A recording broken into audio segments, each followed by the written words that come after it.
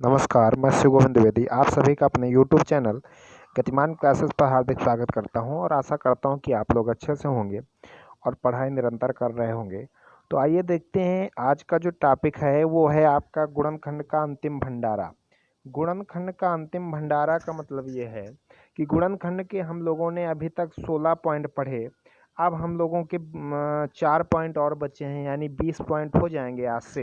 तो उन पे थोड़ी सी चर्चा कर लेते हैं, फिर उसके बाद हम लोग अगले टॉपिक पे बढ़ेंगे। अंतिम भंडारा का मतलब ये है कि आप इसके बाद आप गुणनखंड मतलब फैक्टर्स का कोई भी क्वेश्चन अगर आप पाते हैं तो मैं ये दावे के साथ कह सकता हूँ कि आपको कोई दिक्कत होने वाली नहीं है। और मेरा यही मानना रहता है, अगर पढ़ा जाए तो अच्छे से पढ़ा जाए, नहीं ना पढ़ा जाए मतलब बिल्कुल अच्छे तरीके से चला जाए, और जितना पढ़ा जाए बहुत अच्छे तरीके से पढ़ा जाए। तो आइए बढ़ते हैं। आज की क्लास में हम लोग क्या देखने वाले हैं, भाज्य गुणनखंड का योग देखेंगे, पूर्ण वर्ग हो लेकिन पूर्ण घन ना हो ऐसे फैक्टरों की संख्या देखेंगे, 4 के गुणज का योग देखेंगे, 8 के गुणज का योग देखेंगे। इन 20 पॉइंट से ही क्वेश्चन बन सकते हैं, इसके बाहर कोई क्वेश्चन बनने वाला नहीं है। अगर बनता है फिर तो देखा जाएगा, वैसे बनेगा नहीं। ठीक है, इतने में ही आप मेंस लेवल तक पहुंच जाइए। फैक्टर के इतने ही क्वेश्चन, ऐसे ही क्वेश्चन आने वाले हैं। ठीक है, तो आइए बढ़ते हैं आज की क्लास में। आज की क्लास के लिए पहले मैं ये बता दूं कि पीडीएफ अगर आपको टेलीग्राम ग्रुप पीडीएफ चाहिए होगी तो आपको टेलीग्राम ग्रुप गतिमान क्लासेस को ज्वाइन करना होगा।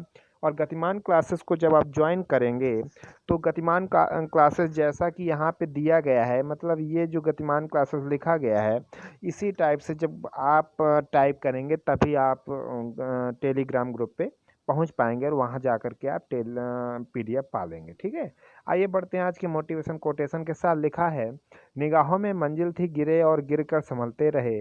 निगाहों में अगर मंजिल थी तो गिरे और गिरकर संभलते रहे।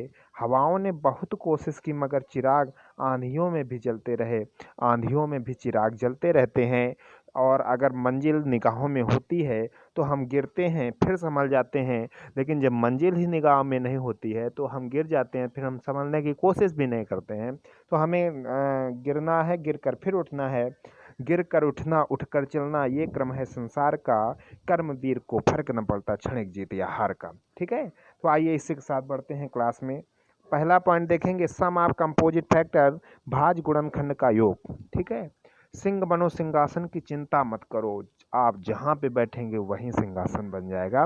तो आइए बढ़ते हैं, सम ऑफ कंपोजिट फैक्टर, भाज्य गुणनखंड का योग। भाज्य गुणनखंड का योग आप कैसे निकालेंगे?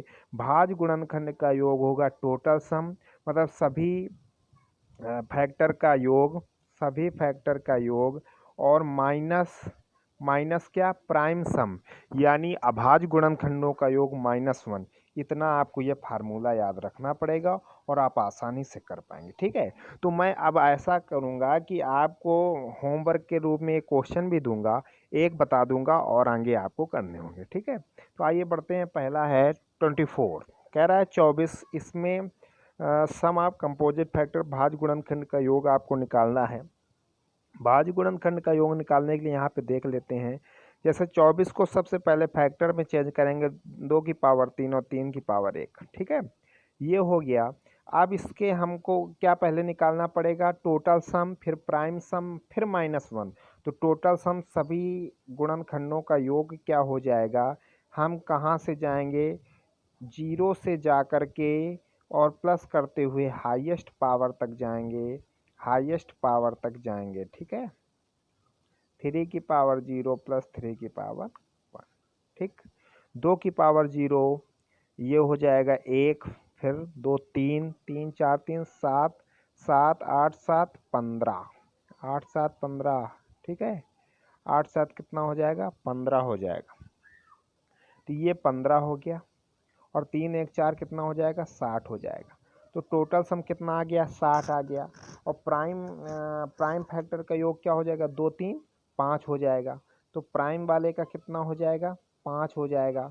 तो क्या हो जाएगा अब, 60 माइनस 5 हो जाएगा क्या, टोटल सम माइनस प्राइम सम -1।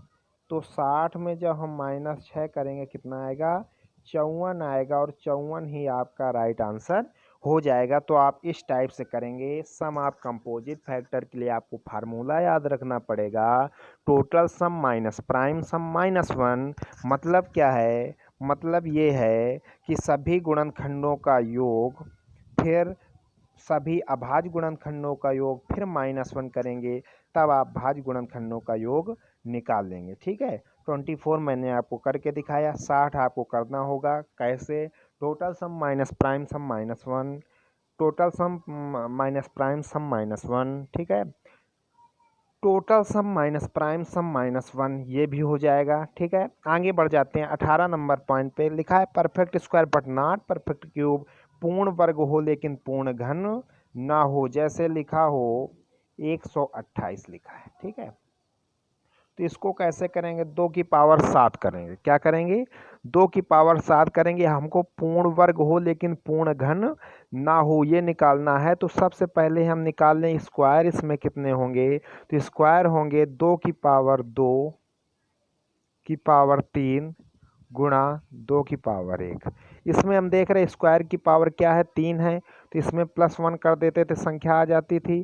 तो यहाँ हमको पता चल गया है कि पूर्ण वर्ग कितने हैं, 4 हैं। ठीक है, इधर से चलते हैं, 2 की पावर 7 है, इसको हम पूर्ण क्यूब बनाएं, मतलब परफेक्ट क्यूब बनाएं। तो 2 की पावर 3 की पावर 2 इंटू 2 हो जाएगा। ठीक है, तो यहाँ क्यूब की पावर कितना है, 2 है, तो 2 + 1 कितना हो जाएगा, 3 हो जाएगा। ये आ गया कितना, 3 हो जाएगा। ठीक है, 3 हो जाएगा। क्यूब कितने रहेंगे, इसमें रहेंगे भाई 2 3 6, क्यूब रहेंगे 3। ठीक, 3 रहेंगे तो 4 हमारे कितने क्या थे, परफेक्ट क्यूब परफेक्ट स्क्वायर थे। ठीक, परफेक्ट स्क्वायर कितने थे, 4 4 2 3 3 दूनी 6।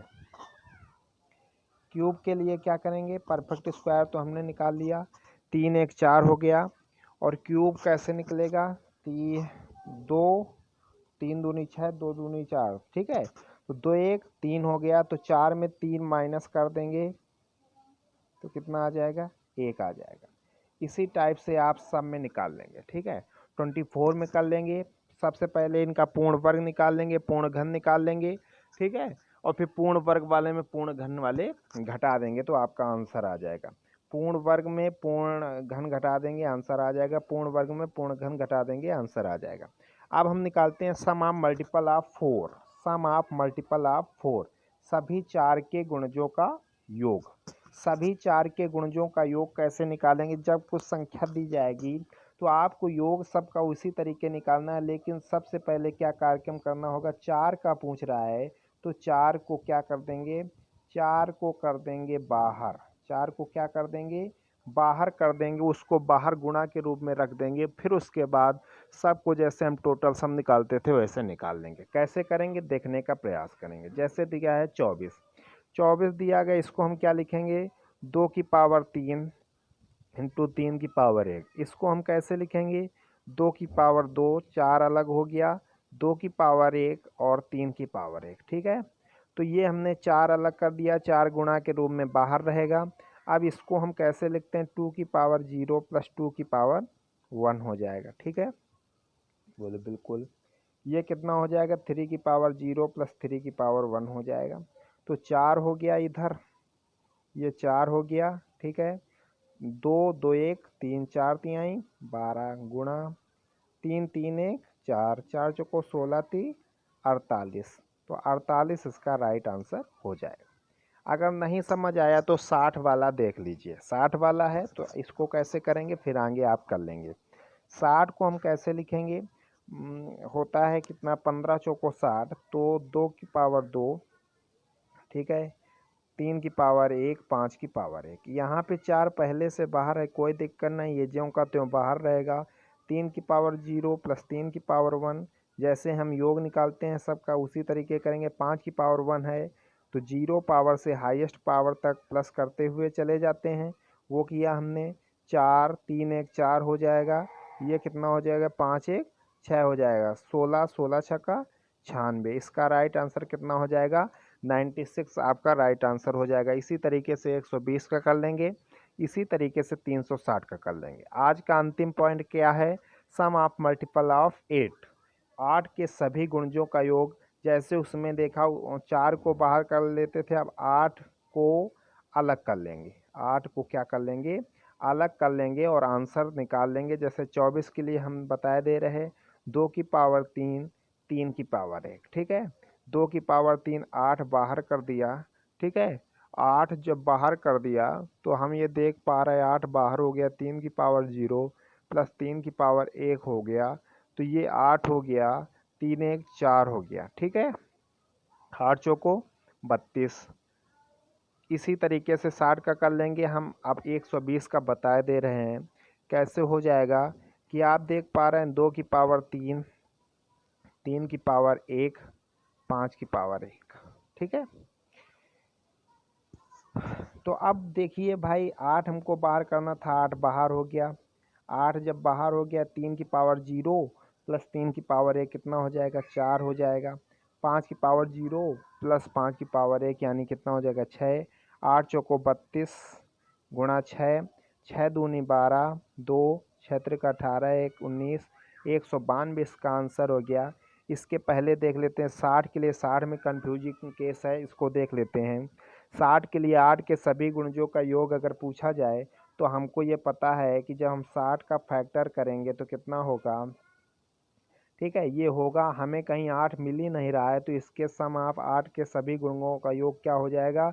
0 हो जाएगा। इसका राइट आंसर क्या आ जाएगा? 0 आ जाएगा। तो मैं आशा करता हूँ कि 360 का आप निकाल लेंगे। इसके पीछे हम लोग देखते हैं कहाँ थोड़ा सा इधर आप कम समझ पाए होंगे, हमें ऐसा प्रतीत हो रहा है, उसको समझ लेते हैं। जैसे लिखा है कि पूर्ण वर्ग हो लेकिन पूर्ण घन ना हो, इसके लिए देख लेते हैं।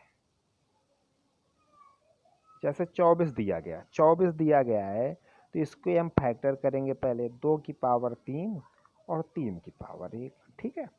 अब हम पहले इसमें स्क्वायर, पूर्ण वर्ग हो लेकिन पूर्ण घन ना हो, पूर्ण वर्ग हो लेकिन पूर्ण घन ना हो, ठीक है।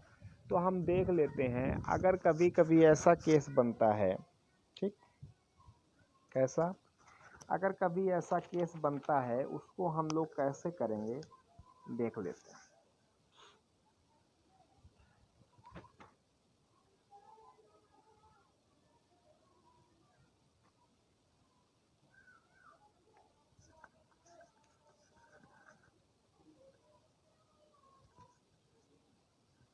हमने जैसे इसमें बताया था आपको 128 में करके, ठीक है। तो जो पूर्ण वर्ग हों उनको देख लेते हैं। जैसे हम देख पा रहे हैं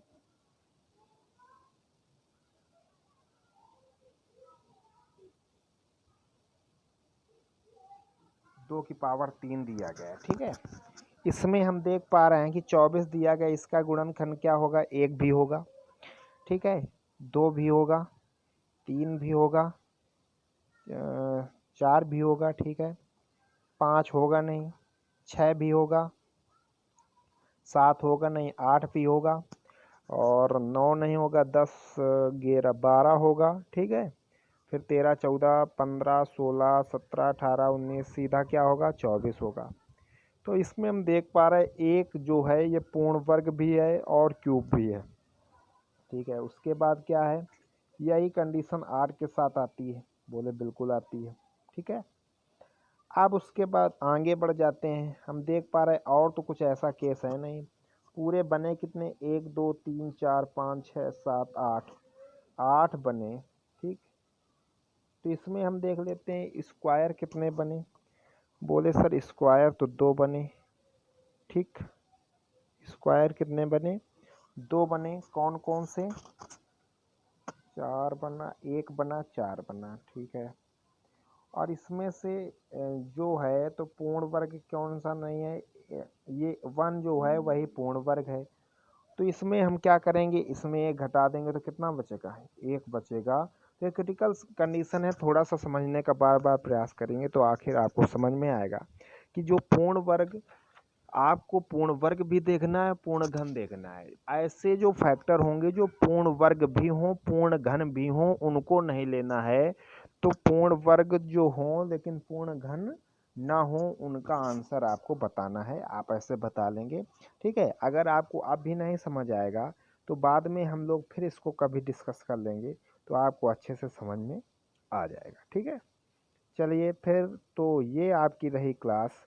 मैं आशा करता हूँ कि आपको चीज़ें बेहतर तरीके से समझ में आई होंगी। और ये आपका जो गुणनखंड का है, ये गुणनखंड का अंतिम भंडारा रहा। अंतिम भंडारा के अंतर्गत आपको ये पता चला कि जो जो क्वेश्चन जिस टाइप से आने होते थे फैक्टर के, हम लोगों ने लगभग लगभग कवर कर लिए।